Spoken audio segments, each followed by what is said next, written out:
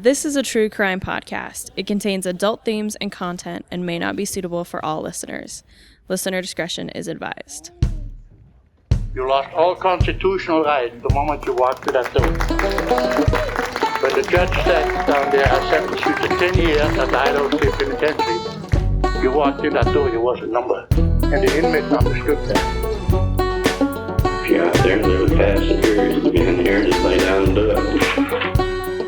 Those inmates that were here in the institution during an execution, it had an impression on them that maybe was still with them to some extent. Maybe they don't think about it anymore, but it had an impression on them, I'm sure.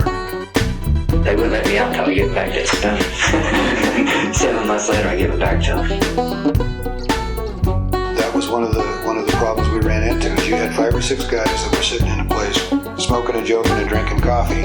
Pretty quick, they'd hatched a plan in there to get under your skin some way or try to figure a way out. Welcome, folks, to a special live episode of the Behind Gray Walls podcast. My name's Anthony, and I'm joined here with Samuel. Hi, everybody. Yay, happy Treefort. Happy Podfort. Unfortunately, Dr. Sky has a new job. We can click to the next slide here. She's in Washington, D.C., and she can't make it, but she did record us a little message. So you can click again. We can tune in to Dr. Sky here. Hello everyone, it's Sky. I'm so sad that I'm not there in Idaho. As you guys can probably tell with the Washington Monument behind me, I am here in Washington, D.C., and I'm not here on vacation. I live here now. After graduation, was able to eventually get a job here in Washington, D.C. as a full-time tour guide. So I'm taking all those skills I learned out at the old Idaho State Penitentiary and putting them to good use out here in our nation's capital. So I work for Unscripted Tours. So if you guys are on your way out to DC, please look us up. But I also wanted to show you, part of our tradition as professional tour guides in my company is we get lanyards and we start to put pins on for all the various museums that we can give tours of. And I was able to find in my collection at home this little pin that you can see. Says Old Idaho State Penitentiary Tour Guide, and so I get to have that anchor my lanyard, and it's with me all the time, so I won't forget my roots.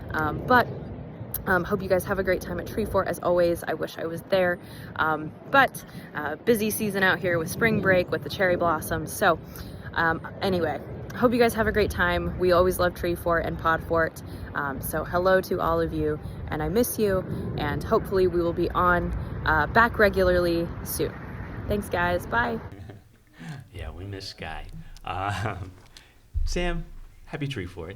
Happy Treefort, Anthony. What are you looking forward to seeing this year? We're going to Josh Ritter and Reckless Kelly, some great Idaho bands. Very cool. Awesome. There's this awesome band called AKA Bell playing tomorrow at the park. Shameless plug. It's free. You guys we all better out. go. No, there's some amazing acts. How Did This Get Made? Another podcast at the Egyptian is going to be amazing. So many people here. This is so awesome. Thank you all. Well, we can go to the next slide. Today, I am covering a gentleman named Walter Lei, number 7062 and number 8174. Up on the next slide here, if that can get there. I must warn you that this is a true crime podcast and contains adult themes, a directly quoted insensitive racial remark, violence, and murder. So listener discretion is advised, as usual. My sources today: prison files held at the Idaho State Archives, digitized historic Idaho Statesman newspapers on Newsbank offered by the Boise Public Library, we love them, newspapers.com, ancestry.com, and findagrave.com. So Walter Lei here. His parents were both born in Russia in German colonized towns. His mother Alice came to the United States in 1906 with her family, and his father Adam arrived in 1912. They met and married in Nebraska in 1915, and together Adam and Alice had 8 children, plus 1 boy Adam had before their marriage, bringing their total to 9 first-generation Americans. Walter was a third son among the first 4 boys born on September 21st, 1920, followed by 5 sisters throughout the 1920s. The family worked on a farm in Scottsbluff, Nebraska. Anybody been there?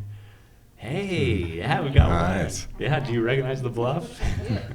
There's like a tunnel that goes through it. I was very interested. I went into a deep dive. I won't share that today. Don't have time. So Walter recounted a generally happy childhood to prison authorities, noting his immigrant parents were fair and caring despite economic hardships.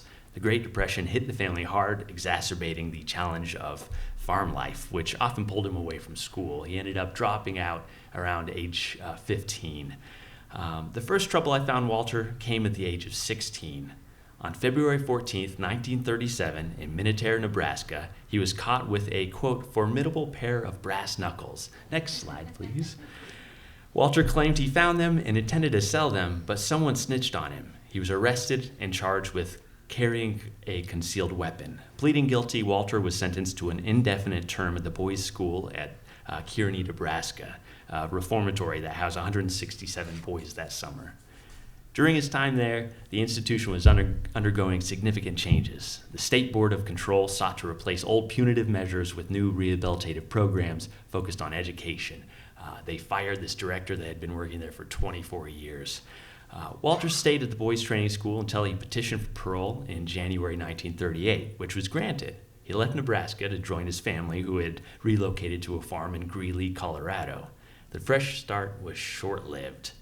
Walter soon found himself in trouble again after getting involved in a fight, violating his parole. He was sent back to the boys' school for another 60 days, although he was released early and returned to his family in Colorado. On November 17, 1938, Walter married Bertha Zoloff in Brighton, Colorado, and both of Bertha's parents, like Walter's, hailed from Russia. Shortly after their marriage, the couple, together with the rest of the Lei family, relocated to eastern Idaho. There, they began a new life as farmers in Idaho Falls. Walter and Bertha went on to have 2 daughters together. Now, Walter kept his nose clean for about 5 years. Then, on June 15, 1943, a 22-year-old Walter got into a drunken brawl with a 55-year-old man named Paul Woods in Portland, Oregon. Anybody watch the Jake Paul, Mike Tyson fight? Kind of same age range there. You can go to the next slide here. Walter was arrested and charged with assault and battery and disorderly conduct. When he went before the judge, he told him, quote, "I just let him have it." The judge responded, "I'll just let you have it. 180 days in jail and a $100 fine." Well, here's Portland jail. And this great quote in the newspaper. Had he served his full sentence, Walter would have seen the inside of the Portland cell until the end of 1943. However, once again, Walter was granted an early release and made his way back to Idaho Falls. This was likely due to the severely overcrowded conditions of the Portland jail at that time. Now, Walter's young sister, Rose, eloped with one of Walter's friends, Robert Bench, on October 16, 1943. She was 19 and he was 22. Less than 2 weeks later, their whirlwind romance escalated into a wild brawl. On October 29, 1943, the Friday before Halloween, Walter and his older brother, Herman, were out drinking downtown with their new brother-in-law, Robert. An argument flared up between Robert and a local man named Harry Brower, and reportedly over this comment that he had made to Rose.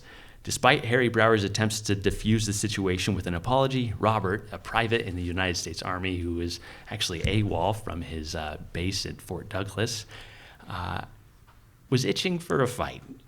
The dispute spilled outside, with Walter and Herman Lei actually keeping onlookers at bay as these two men fought over Rose. As they slugged it out, the police were called. Officers Bert Hansen and Dan Wilson got the radio call and cruised to the bar on Broadway between Shoup and Cottage Avenue. You can go to the next slide here. As they were pulling up, Walter Lei struck Harry Brower, knocking him against the rear of a parked car. The officer naturally came in and put Walter under arrest. Robert Bench tried to stop him, saying, hey, it was my fault. He's the one who started this whole fight. And the officers told him, yeah, you're under arrest too. At that time, Walter's brother, Herman, pounced on the officer's back. Walter broke free, and it was this new whole-scale brawl between the Lei brothers and the police. Police Captain William O'Brien arrived on the scene, followed shortly by Chief Carlson. 4 officers against the Lei brothers. While these 8 men beat each other, Walter's wife became hysterical, tried to jump in and save him, which escalated this brutal scene. After numerous punches, the police got the upper hand and took control of the situation. They cuffed the 4 men and drove them to the station. After dropping them off, 3 of the officers actually went to the LDS hospital for treatment for severe bruises, and Captain O'Brien actually had a tooth knocked out in this melee. So back at the police station, things were just beginning for the officers booking the Lei brothers. Herman Lei, a Navy man who had recently fought in the Pacific during World War II, told the police, quote, "I went to war to kill Japs, and now I'll kill some flat feet." While an officer searched Herman, Walter intervened. He grabbed a nightclub out of the hand of an officer, John Bartlett, and hit him with it over the head 3 times. He then turned and struck Officer Hanson on the head once. Both officers fell to the ground, and another officer rushed in and beat Walter with the sap to pull the nightclub from him. It took 4 officers to actually drag them and place them in a cell that night. So both Lei boys stayed in the county jail under a $500 bond for resisting officers, and Walter was also charged with assault with a deadly weapon for hitting the 2 officers with a nightclub. During their trial, 2 witnesses came before the court on behalf of Herman Lei, members of the local chapter of the VFW, the Veterans of Foreign Wars, who explained that Herman recently received an honorable medical discharge from the United States Navy because of his wartime service in the Pacific. The jury deemed him not guilty. It took the jury 3.5 hours to reach the verdict for Walter. He was found guilty of resisting police officers, but not for assault and battery. He was fined $300 and sentenced to 6 months in the Bonneville County Jail. You can go to the next slide. In February 1944, just 2 months into his 6-month sentence, Governor Batolfson granted Walter Lei a reprieve due to, quote, ill health and suffering from a nervous condition, end quote. As part of his release conditions, Walter was instructed to abstain from alcohol, which his life would have been drastically different if he just did that, and leave Idaho Falls within 30 days, which is lenient for beating up several police officers. The directive for Walter to leave town wasn't enforced at all. By August 23, 1944, 6 months post-release, Walter was drafted into selective service, ready to follow his brothers who had and were serving in World War II. You can go to the next slide here. The night before his deployment, trouble found Walter again at the Corner Bar on Broadway in Idaho Falls, where a knife fight left him and his drunken opponent with severe wounds. Both men were arrested for disturbing the peace, and Walter was fined $100. The sheriff was keen to send him off, so Walter was quickly released from the jail to join the Army at Fort Douglas in Utah. Just a week later, Walter was sent back to Idaho Falls to allow a gash on his neck to heal before his military service could start. You'll see this in just a moment. Despite these plans, Walter actually never served in the Army. He did manage to keep out of trouble, though, for a while, marking a brief period of calm in his otherwise tumultuous life. On October 27th, 1946, so this is about a year and a half, 2 years, Walter and his brother-in-law Cecil Cleverly visited the home of a moonshiner named William Welke after spending time digging spades in the fields. After buying and consuming whiskey there, Walter, fueled by liquor and greed, decided to rob William. Brandishing his revolver, he demanded $50. When William resisted, Walter struck him with the gun, severely beating him. The pair then looted the home, taking over $200 in currency and several bottles of whiskey and wine. You can go to the next slide here. You can see Walter and his brother-in-law here. When William regained consciousness, he alerted the police, who promptly tracked down Walter and Cecil in Walter's trailer. They recovered the stolen whiskey and about half the stolen cash. Cecil admitted to the robbery, but claimed he only took the money and did not participate in the assault. And it was actually noted that Cecil's intervention probably saved William's life, as Walter's violent outbursts could have turned deadly. The prosecutor later remarked, quote, "Prisoner was the leader in the crime, and according to blank, would have killed him if it hadn't been for the intervention of Cleverly," end quote. Ultimately, both men pled guilty to first-degree burglary and were sentenced to terms ranging from 2.5 to 15 years in the Idaho State Penitentiary. So you can go to the next slide. So his intake form here, this is what we call a Bertillon or Bertillon form. Walter Lei, number 7062. He arrives December 5th, 1946 from Bonneville County. He's 5 feet 9.5 inches tall, 142 pounds. He had blue eyes, dark blonde hair, a Roman nose with a crease, medium complexion. He's 26 and he's Lutheran. He had a knife wound mark on his left side, and he listed his occupation as laborer. Walter's Bertillon shows that he has cuts and scars on his face, including above his right eye, to the left of his left eye, across his nose from a car crash, a rollover that had occurred just a few months prior, and on the left side of his chin from the knife fight. A cut scar on the back of his left torso, a cut scar on his right ring finger, and his left hand. He had a broken pinky and a broken ring finger. He had a tattoo on the back of his right forearm, which was a, quote, nude girl with a flag wrapped around her. And below that was a number. And I was like, what is this number? It was his social security number, tattooed. Yeah, so obviously I'm not going to read what that number is, but that was also tattooed there. Probably a drunken idea. Like, I'll never forget it now.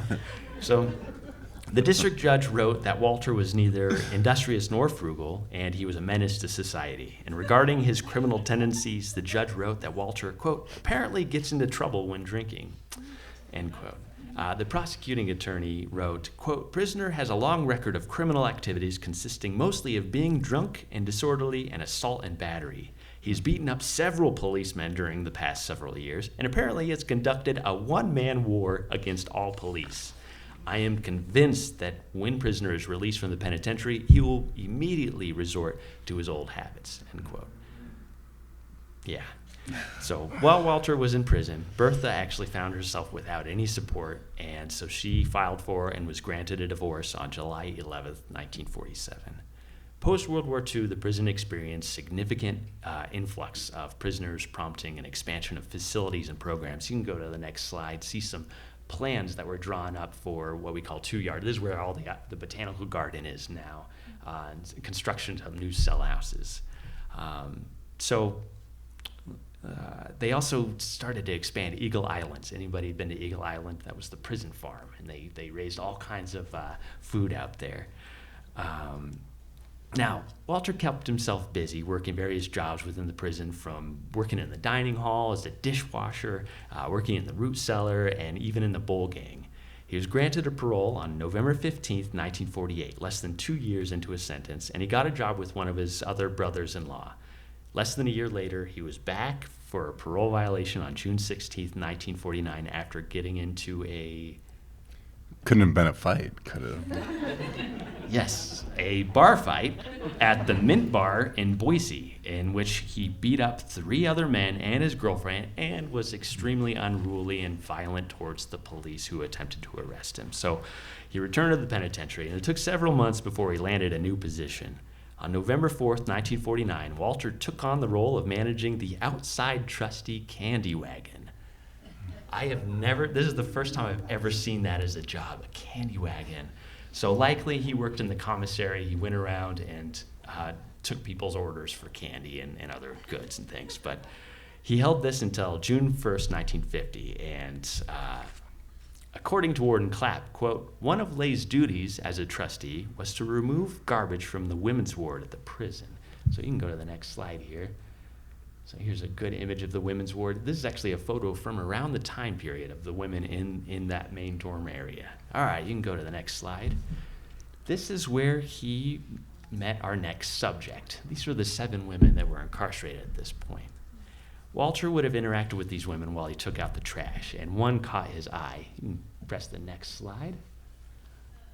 Yes. Chlorine Herring.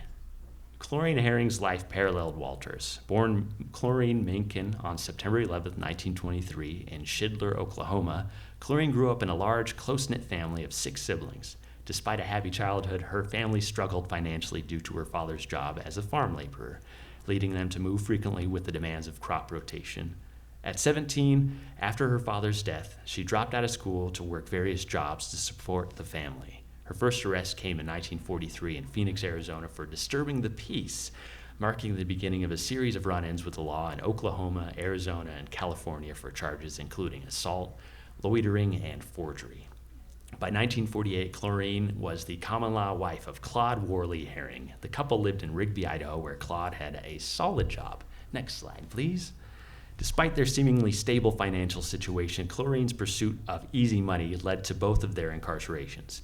In May 1949, she attempted to cash a forged $64 check at a Safeway in Rigby, which led to her arrest and subsequent sentence of 14 years for forgery and Claude's incarceration as an accomplice. So husband and wife brought to the state penitentiary. You can go to the next slide. Chlorine entered the women's ward where she joined 6 other women, while Claude was relegated to the main prison yard. With walls between them, it wasn't long before they filed for a divorce. We can only imagine the looks and conversations Walter and Chlorine may have had when he came to take the trash out. Regardless, the two fell for each other. Walter and Chlorine were both released in June 1950. They were free to be together at last. Their parole officer said that they were breaking their parole by being together without being wed, so he wanted to help them out by granting them the opportunity to be legally bound to each other. A month after release, in a celebration of their freedom and independence, they were married on July 5th, 1950. You can go to the next slide. Prison chaplain Harry Strong served as their officiant, and Walter's sister and brother-in-law / former accomplice Cecil Cleverly served as witnesses. Next slide. They celebrated their union with a honeymoon in Arizona before returning to Idaho Falls. Meanwhile, Walter's parents relocated to Boise, settling just a few blocks from our current location on 11th Street between Miller and Myrtle. The next slide, please. So this used to be a seed building. So this was like the Boise Seed Building, which is pretty amazing. They've converted it into this beautiful theater space we have now. You can see the seed building right down here. Once the honeymoon was over, reality began to set for these 2 young people, 29 and 26 years old, with prison records. The stress of finding work, upholding their parole agreements, and the constant shadow of the prison probably weighed heavily on them. Next slide. Back home, Walter and Chlorine's relationship turned turbulent. Friends said Chlorine often criticized Walter over trivial matters, sparking loud arguments. The couple frequently consumed large amounts of alcohol, and after one fight, Chlorine spent a night away with another man. This simmering tension reached a boiling point on the evening of February 13th, 1951. After spending a day out drinking, Chlorine called their parole officer to report issues with Walter, but later reassured the officer that they'd resolved their disputes. However, the peace was short-lived. That same night, at the home of Cecil Cleverly, Walter's brother-in-law and former accomplice, located just 2 doors down from his parents' house, an argument reignited over a job Chlorine said she had lined up. Walter had spoken to the man about the job and knew she was lying, and the two began screaming. Chlorine hit Walter with a glove full of money, and Walter, quote, went blank, end quote. He pulled out his pocket knife with a 4-inch blade and began thrashing. Next slide, please. Chlorine, quote, suffered approximately 20 stab wounds in the left side, stomach, throat, left shoulder, head, and left arm, end quote. When police arrived, she was laying in a pool of blood on the floor. She was rushed to the hospital where she was pronounced dead. Walter was sitting with his head in his hands and this time didn't put up any resistance to police. He admitted but insisted that he couldn't remember what had happened. Quote, I state that I do not actually remember stabbing her because I had lost all reason and did not know what I was doing. But I do state that I must have stabbed her because the knife belonged to me and there was no one else who would have done the stabbing. Oh, end quote. Whew. So he was sentenced to life in prison for murder in the second degree. You can go to the next slide. Walter served most of the 1950s in the Idaho State Penitentiary, a time when he was put to hard labor, constructing 4-house, 5-house, maximum security, and the 2-yard. He received a parole in March 1958, but a year later violated the parole on July 1st, 1959. He was returned to the prison where he remained until January 15th, 1964. He was paroled. 3 months later, he was granted a final discharge on April 14th, 1964. He even spent some time in the prison in Washington and Walla Walla for being a habitual criminal. But you can go to the next slide here. He ended up moving to Yakima, Washington, where he died at the age of 67 on March 26, 1988. And that is the brutal, wild story of the barroom brawler, Walter Lei. Wow, that was sad. I'm so sorry. Usually I try to tell stories that are like uplifting and positive and like musicians and these guys that really redeem themselves. And this year I was like, I'm going to go brutal. And do I regret it a little bit? Maybe. But now let's start it to you. I know you have an awesome story today too, Sam. Well, you have to be patient with me. We were unable to fit all of our fantastic voice actors on stage. I promise I'm going to do my very best, but I'm still working on the accents. Could we do my next slide, please? On August 28th, 1891, Sterling Tucker set out on a grouse hunting trip. An accomplished outdoorsman, he traveled with Sam Wilson, Frank Wells, and McGregor into the wilderness of Sun Valley. As the four men pushed their ways down to the banks of the Big Woods River, they did not find any grouse, but they did find a massive bear. The bear, a mother protecting her 3 cubs, roared her displeasure at the intruders. Startled but confident, the men decided to take on the forest titan. Wilson fired his shotgun, but the shot did little to intimidate the mother bear. She charged. Wilson's horse bucked him off before bolting in fear. The other hunters scrambled up the nearest trees for safety. The Ketchum Keystone later reported, "The mother bear escaped, as did the hunters." This wasn't the first or last time Sterling Tucker went bear hunting. Just a year later, the Ketchum Keystone poked fun at him again, playfully warning him before another trip. "They must bear in mind that there are plenty of bears in the Bear Mountains. Keep a sharp lookout, boys, lest the bears bear down upon you and strip you bare of all your clothing before your legs could bear you away. And then you'd have to return home feeling very much embarrassed. This is not a bear story, but we hope our friends can bear to read it." Can we do the next slide? Like a slow news day to spend that much time coming. Well, it turns out the editor and likely author of this teasing article was none other than Laura Conway Tucker. Not only was she Idaho's first female newspaper editor, but she was also Sterling's mother. Though Sterling, a strong, handsome actor and miner, earned the respect of many in Idaho, he was never too important to escape a bit of playful ribbon from his own mother. Today, I will share with you the story of Sterling Tucker, the bear hunter. But naturally, this story would be incomplete without us talking about his mother, Laura Conway Tucker, a trailblazer for women in Idaho. I hope your guns are loaded, your horses are saddled, and your patience is steadfast, because before we're through, you might just have to bear your way through a few more puns. Can I get my next slide? Laura Conway was born on June 7, 1844 in Little Rock, Arkansas, to John Conway and Mary Thruston. She came from a remarkable family. Her father, a well-respected pioneer and physician during the California Gold Rush, accompanied the Walker filibuster south, where he allegedly killed a rival in a duel in the tropics of Central America. Her family also claimed that her cousin, Montlucket Thruston, died defending the Alamo. Whether either of these stories were true or not, one thing was certain: Laura's family was no stranger to the violence of Western expansion. By the time Laura was 6, her family had moved to the bustling boomtown of Los Angeles, California, but at 18, she returned to Little Rock, where she married 26-year-old Major James Tucker, who led a regiment of Confederate soldiers. In 1864, Laura gave birth to their first child, a daughter named Molly. A year later, their son Jimmy was born, and when the Civil War ended, James returned home, and for a short time, the family was reunited. But tragedy struck in 1869 when young Jimmy passed away, just 4 months before Laura gave birth to another son, Sterling Tucker, on July 10th. Misfortune continued to shadow the family. In 1872, James Tucker died, leaving Laura widowed with an 8-year-old daughter and a 3-year-old son. With no means to support herself and her children, Laura found herself at a crossroads. Next slide.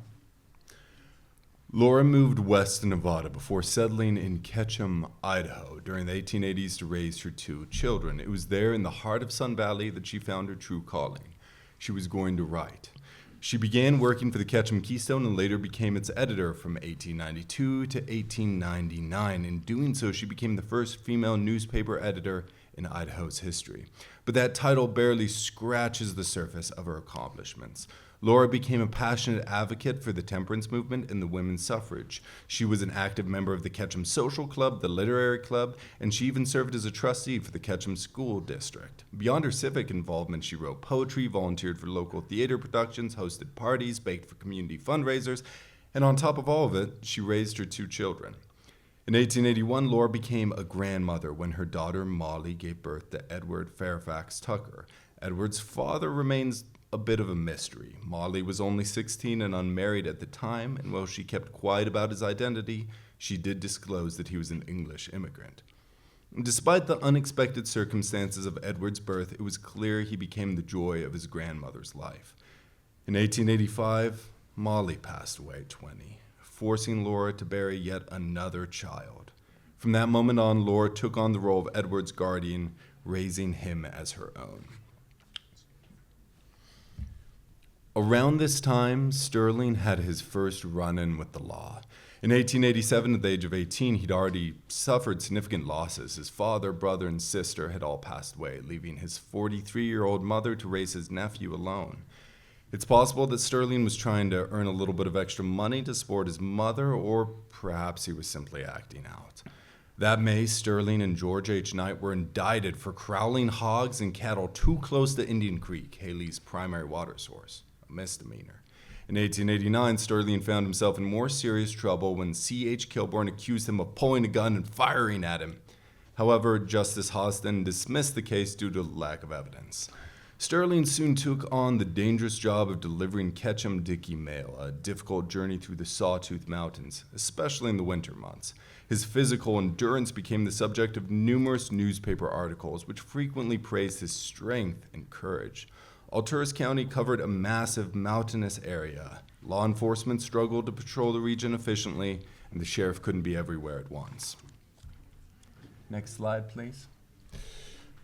Recognizing Sterling's strength, endurance, and reputation as a skilled horseman, Sheriff McPherson decided to give the 22-year-old a chance, appointing him as deputy sheriff.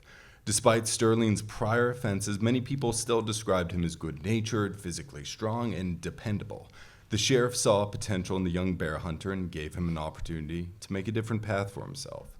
Sterling's position as deputy did not come without its challenges. That summer, he attempted to arrest Frank Richards and Charles Judge, but the 2 men overpowered him and beat him badly. Despite this, they were charged only with assault and battery rather than resisting an arresting officer. The opposite of what happened in Anthony's story. Their punishment, a mere $5 fine each. The Woods River Times fumed over the court's lenient decision. Beyond his role as a lawman, Sterling was a frequent performer in community theater. In 1892, he starred in Our Domestics, portraying Mr. Quiver, a music professor, and the love interest of the female lead, Caroline. This seemed to be a reoccurring theme in his theatrical career. Sterling was often cast as the romantic lead. Sterling kept his hair short and combed, a trim mustache, and in photographs he has very soulful eyes. In 1894, Sterling ran for constable of Ketchum. However, his political aspirations did not pan out, as records indicate that by the following year he'd returned to mining. This time, however, his ventures proved increasingly profitable. Through hard work and long days in the mine shafts, Sterling finally began to see his efforts pay off. Stepping away from Sterling for a moment while her son tried out different careers, Laura remained as busy as ever. In 1892, a Ketchum Keystone editorial about the Women's Social Club stated, "Members will fully inform themselves upon the issues of the day and prepare for the time when they too shall have a voice in government affairs." Just as Laura predicted, women gained the right to vote in Idaho in 1896, and she went on to serve on a jury herself in 1899. By the turn of the century, she moved to Boise with Edward, where she continued to attend and host just as many parties and social events as she had in Ketchum. One such event to which the governor's wife invited her was a jolly plunge party at the Boise Natatorium, a large aquatic swimming pool, saloon, and clubhouse located off Warm Springs Avenue. Apparently, this party made a big splash among the Boise elite. Right across from the prison. Yeah, that's nuts. She owned homes in several places you might be familiar with, including 8th Street and Jefferson Street. The Boise location I learned the most about from her writing was Pioneer Street. Originally located between Julia Davis Park and Pyatt Brewing, Pioneer Street was Boise's first lover's lane. According to Laura, this path was lined with beautiful trees, golden grains, and flowers that could be woven into crowns. She also saw potential in the nearby Julia Davis Park, where many of us will be watching concerts here tonight and through the rest of the weekend. 3:30 tomorrow, a.k.a. Bell. 3:10, thank you. Oh my gosh. 3:10. We'll still be everybody. playing at 3:30 if you get there. Laura wrote, "The moon and stars may look down on a pile of waste with a smile, knowing someday it may be a beauty spot.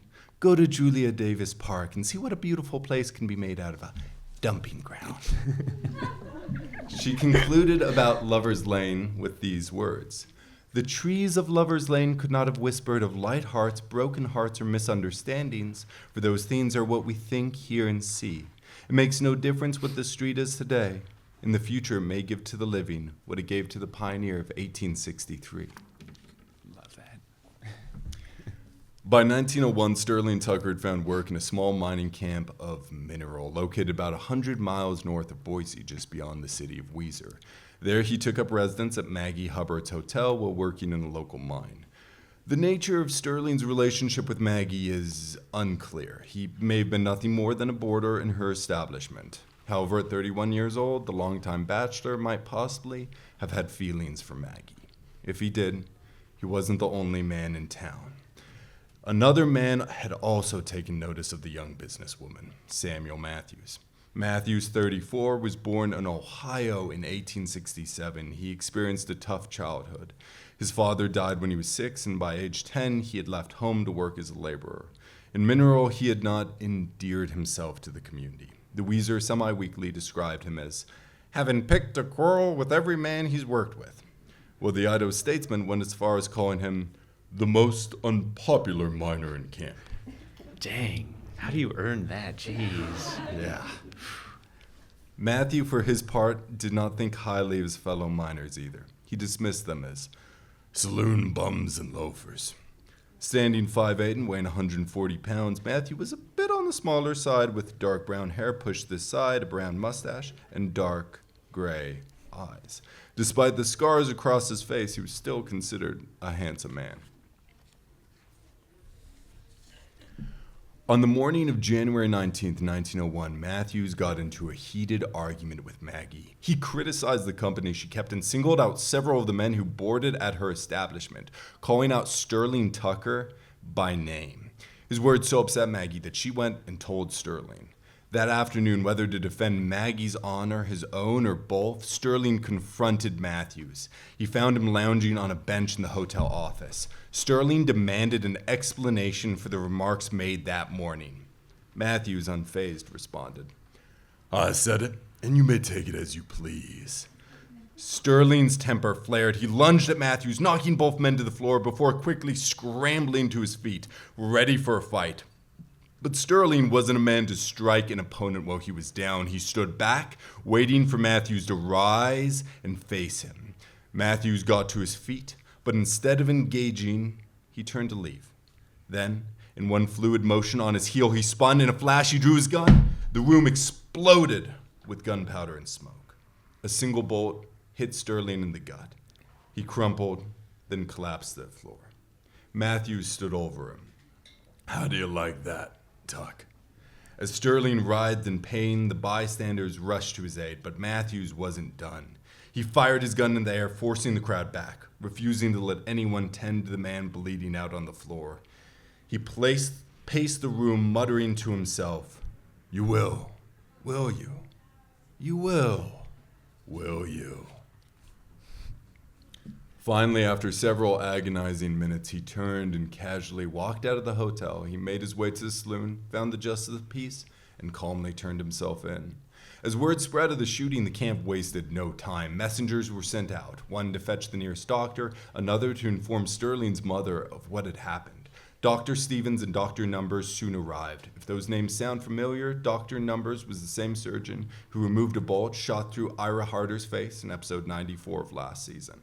The doctors got to work immediately, but the outlook was bleak. The bullet had torn through Sterling's abdomen, exiting near his hip.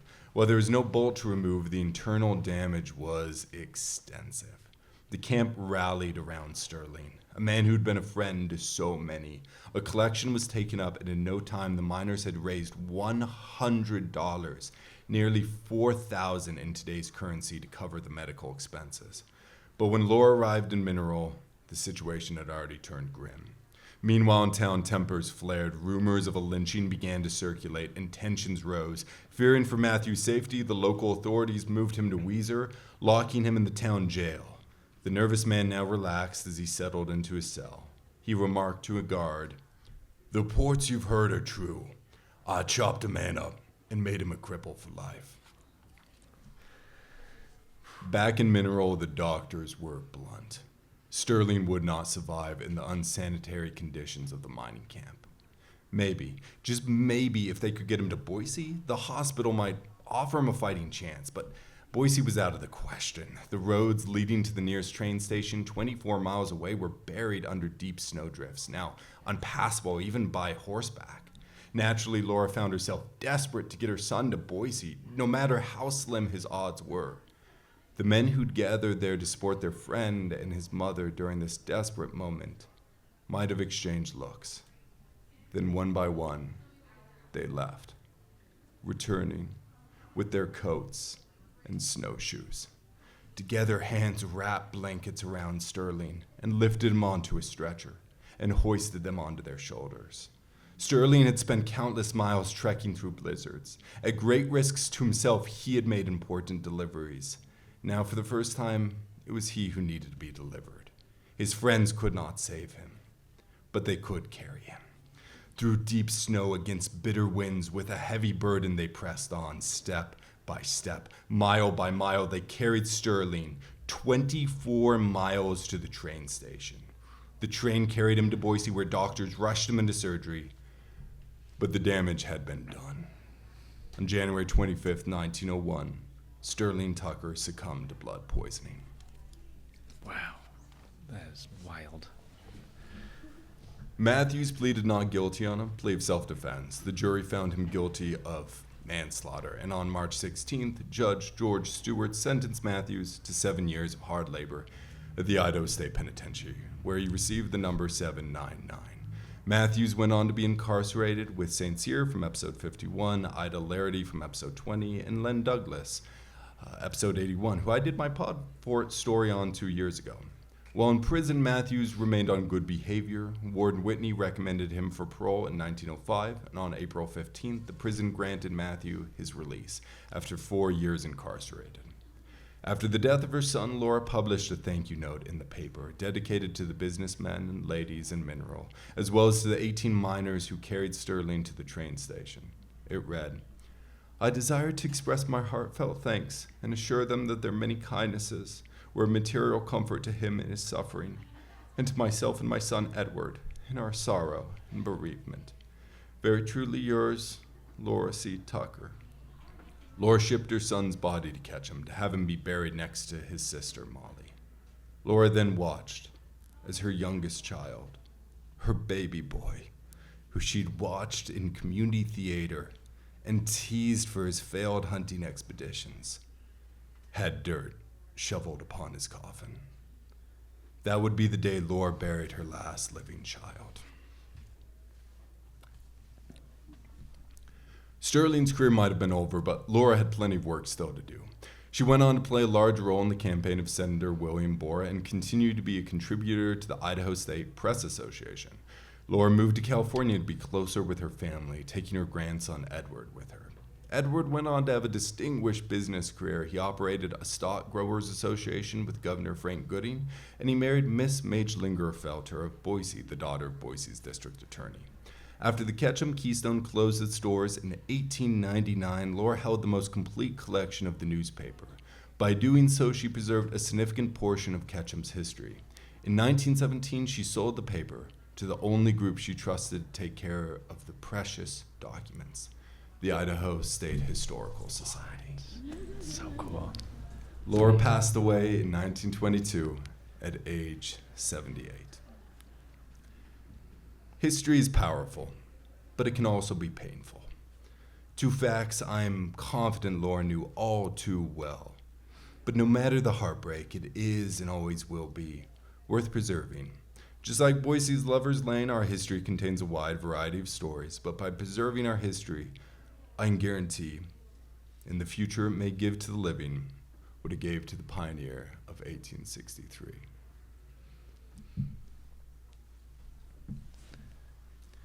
Big thank you to Owen over at the Idaho State Archives for helping me track down and digitalize these photos today. And a big thank you to Liam over at the Community Library Center for Regional History in Ketchum, Idaho, for helping me put together the details on the Tucker family history.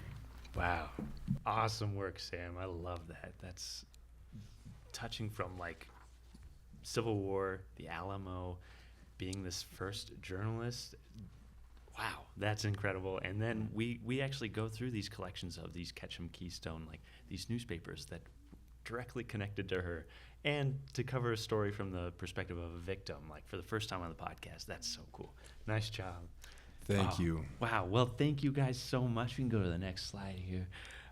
Thank you to Treefort Music Festival, to Podfort, to Birthday Girl / Treefort Archivist and Podfort Director, Alicia Grayfier, and our sound guy, Derek. Happy Treefort, everybody. Do your own time. Do your own number. Thank you. We'll see you around. Come get some stickers, too. Yeah, thank you.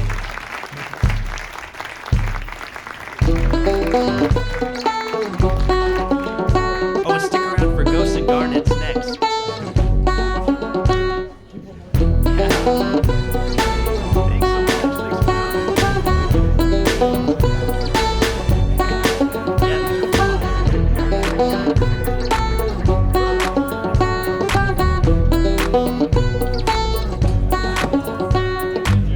If you enjoyed Behind Gray Walls, please rate, review, and subscribe on your favorite podcast app so you never miss an episode. Not only do we get to hear your feedback about the show, but it helps others find us as well. If you're interested in finding out more about the podcast and to see mugshots of the inmates featured in today's episode, follow our Facebook group at Behind Gray Walls Podcast. And we have a podcast Instagram as well. You can find us on Instagram at Behind Gray Walls Pod.